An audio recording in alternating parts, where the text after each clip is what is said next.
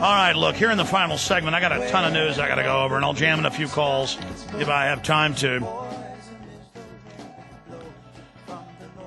In a managed economy, big global corporations just love it. They want to shut down smaller corporations and companies. They don't like a Bill of Rights and Constitution. They want to set up a new world government with new rules where they don't have to follow the rules and you have more rules on you.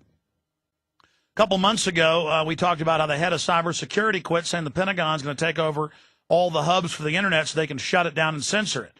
Now that's the headline in the New York Times. Privacy may be victim in cyberspace plan. Obama vows to protect civil liberties may be difficult to put into practice. This is the guy that said he would stop secretly torturing and no rights for detainees. He's actually expanded it. The guy that said he wouldn't hire any lobbyists and all he did was hire lobbyists. Guy that said he wouldn't be secret about the bailout money or the stimulus package. Total secrecy. Everything with this guy's a lie. And AP's also reporting buyers face hike in mortgage rates as inflation fears mount. The $14.8 trillion that would have more than paid off every mortgage in the United States, that was $9.3 trillion. None of this was about getting things restarted. It was about hoarding the money and imploding the economy further to buy it all up. That's right. You've put in more tax money than the GDP in a year and more than all the mortgages. Everybody in America has already paid in taxes, or is going to be paying in taxes, enough to have $5 trillion left. And the news is reporting that of the Chrysler and GM, over 2,000 letters have gone out, 1,500 to GM dealerships, Chevy and GM, saying, we're shutting you down. Give us your customer list. Give us everything. We're getting rid of you. And they make them waive their rights and give up huge dealerships still worth a ton of money. And then they're given to multinational corporations, the Chinese, the Russians, the Brazilians, and the Europeans, with bailout money, the $30 billion. They're paying to give it to globalists. That's what this is, Chicago mob politics.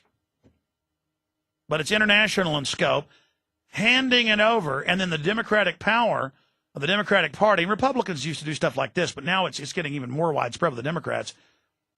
Representative Michelle Bachmann of Minnesota is right when she talks about this, but it's bipartisan. But right now, Obama's taking it to a new level. And they're also announcing they're going to cap all sorts of business salaries and corporate business owners. This is the elite. The ultra-rich are going to take everything the middle class have. And they're going to sick the poor, dumbed-down working class on the middle class. But the middle class are conditioned to be surly, smiley-faced, know-it-all, arrogant, haughty, foolish yuppies, so they won't defend themselves because they listen to fake right-wingers on the radio and fake liberals and walk around their Birkenstocks calling for global carbon taxes that will only be on the U.S. and Europe and further shut down our industry. But, again, it's what you want, so it's what you get. Here's Representative Michelle Bachmann on the House floor. The whole thing's up at Infowars.com under Obama is running a gangster government and a bunch of other video clips I won't have time to get to, but here it is. That they could stay open. That senator was able to arrange a meeting between the dealer and the officials at GM. We all know GM is now government motors because it's owned by the American people. It's been nationalized. There's no private corporation the way we used to think of GM. Now the main stockholder is the American government. So this Democrat senator who was applied to for help was able to secure a meeting with General Motors and the car dealership, and they were able to get their dealership back. Well, that's great. That's wonderful. There's also another article I saw today where a constituent had contacted one of the representatives, a Democrat representative, here in this chamber, Representative Barney Frank. Barney Frank was able to go and talk to the right people and get this dealership back open. Is that what we have come to in this country?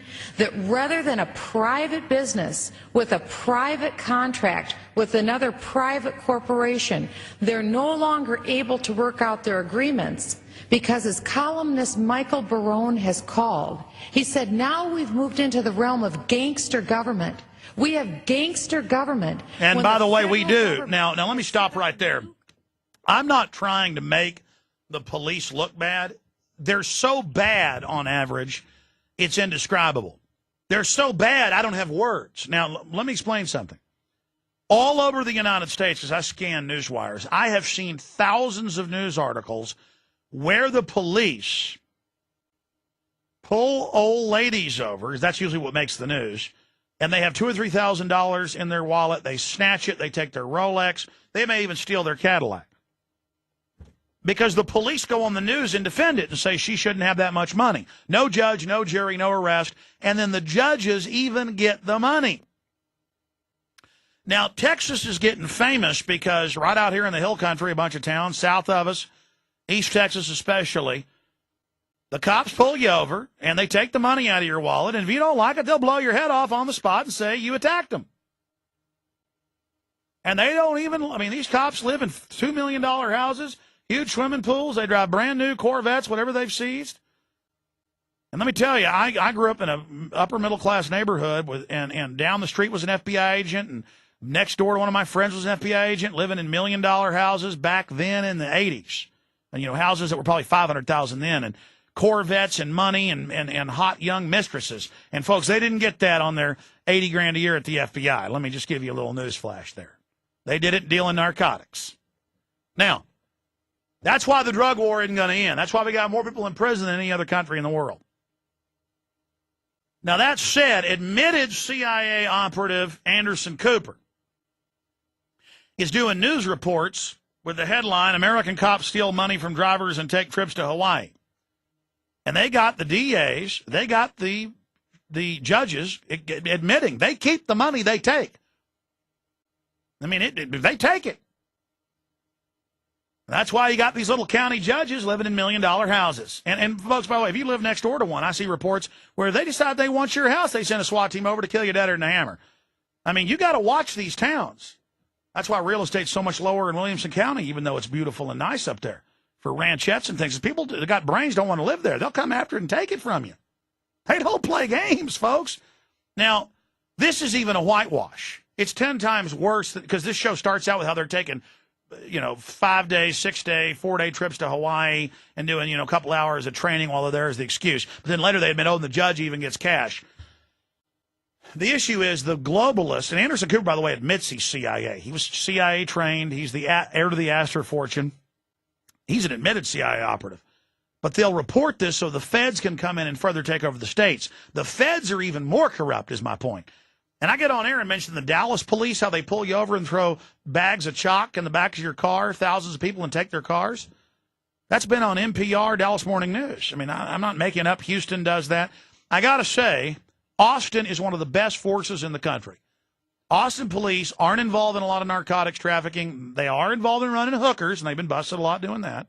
And some of the gambling here in town, mainly high-end hookers, and some of the low-end hookers.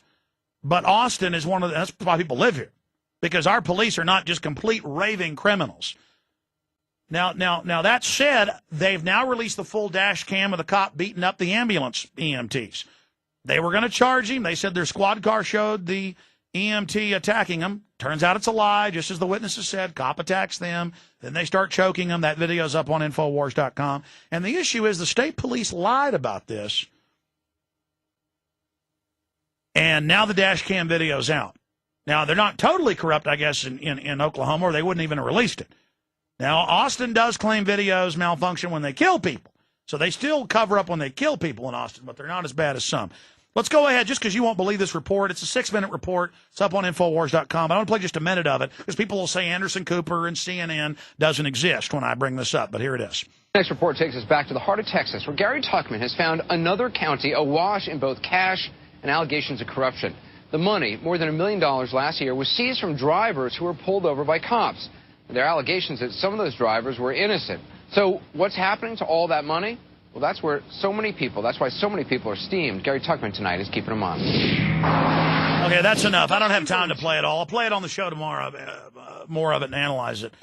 And then they admit, the judge just keeps every week $4,000 checks for himself. Personally, that even goes around the state law that allows total robbery. But the current state law says, it doesn't even matter. The point is, ladies and gentlemen, is that it's out of control. Most counties in Texas are run by Boss Hogg. Okay? And they're worse than Enos. They're worse than, what's the name of the head cop for Boss Hogg? Roscoe Pico Train and Flash. It isn't cute. It isn't cute when a cop pulls you over in East Texas and walks up with huge Nazi swastikas. This has happened to me on their arms. And I manipulatively just went ahead and played the guy, and he said, Heil Hitler, right back and left. And I drove out of there. I don't like Hitler, but I played a Hitler card and got out of it. You're not going to give a fellow white supremacist a ticket, are you? Oh, he did a little Heil Hitler with me. And I was like, oh, Heil Hitler. Yeah. We're out of time, ladies and gentlemen. The transmission continues at Infowars.com.